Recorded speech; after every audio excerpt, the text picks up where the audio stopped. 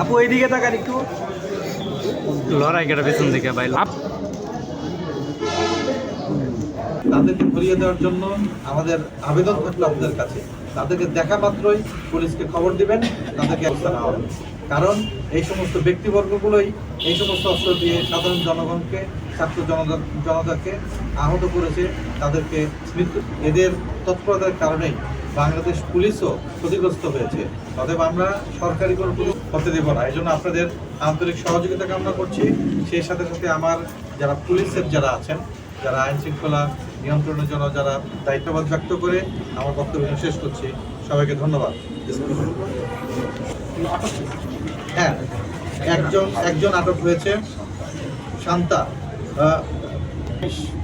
Sir, আমাদেরকে যদি একটু শর্ট করে যে মানে কারা কি কারণে এই অস্ত্রগুলো সঙ্গে, এটা এই মুহূর্তে তো আর বলা যাবে না। আমরা এটা উদ্ধার করেছি গতকাল রাতে, এটা রিমান্ডে আসবে, এরপরে বোঝা যাবে। এটাকে একটু সময় দিতে হবে।